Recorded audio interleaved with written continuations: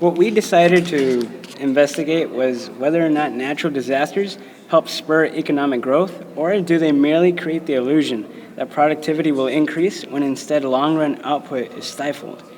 We want to look over the concept of what is seen and what is not seen, and the variables that affect economic growth, such as constant internal and external factors, public and private goods, government, and the current economy. First, we want to talk about natural disasters. Do they promote economic growth due to reconstruction? The massive rebuilding efforts placed in countries or cities subject to economic disasters far outweigh the economic losses. There are hidden benefits to these disasters, such as rebuilding with improved technology and new placement of stores in particular structures.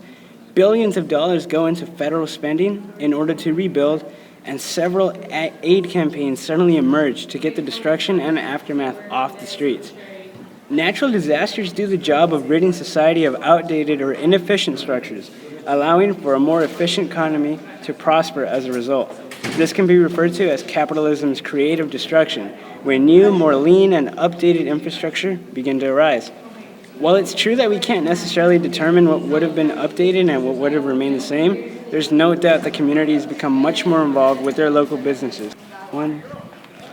So I'm here with Thomas Reyes, and we have a very important question to ask you. Do you believe that natural disasters help improve our economy, or do they merely cover what would have happened later on if there was no?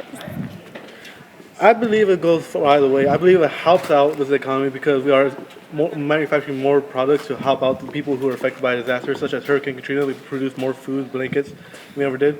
However, there are some disasters that actually break down the economy, like the BP oil spill that happened in the Gulf. That costed millions of dollars worth of oil, and that was the result of that.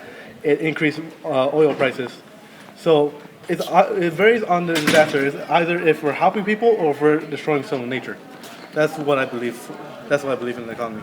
You mind if I ask you another question? Sure.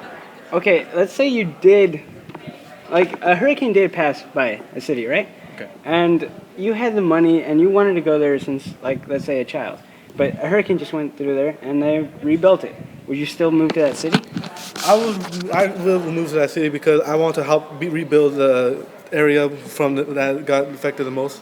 Because if I have the money, that means I'm able to give more supplies to the people in need and help build like housing and shelter for others. However, on the other hand, natural disasters don't improve our economy simply because consumer spending increases. The seen versus the unseen. Economists are quick to proclaim the growth-boosting consequences of the vicissitudes of nature. A destroying homes or buildings and capital equipment will undoubtedly help parts of the construction industry and possibly regional economies, but it's a mistake to conclude that it will boost overall growth.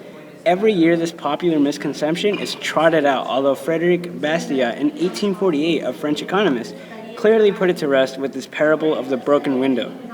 Now, suppose we break a window. We will call up the window repairman and pay him $100 for the repair. People watching will say, this is a good thing. But what happened to the repairman if no windows are broken? Also, the $100 will allow the repairman to buy other goods and services, creating income for others. This is what is seen.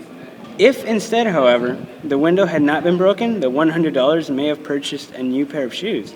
The shoemaker would have made a sale and spent the money differently. This is what is not seen. And for a second point, creative destruction is a myth. Joseph Schumpeter, who wrote The Philosophy of Creative Destruction, states that by destroying old infrastructures, room for more efficient ones begin to arise, forcing the transition to a sleeker, more productive economy. Now, there are three major problems with these empirical studies. The first is counterfactual. We cannot measure what growth would have been had the disaster never occurred. The second is association versus causation.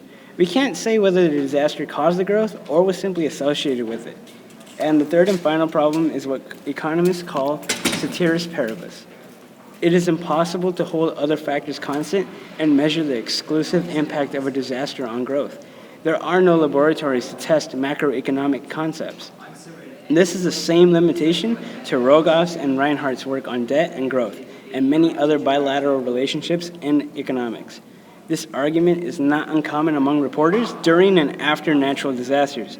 Some economists, such as Princeton's Paul Krugman, who also holds a Nobel Prize in economics and is a columnist for the New York Times, made the argument that spending money, no matter what it's for, will help boost the economy during a recession. We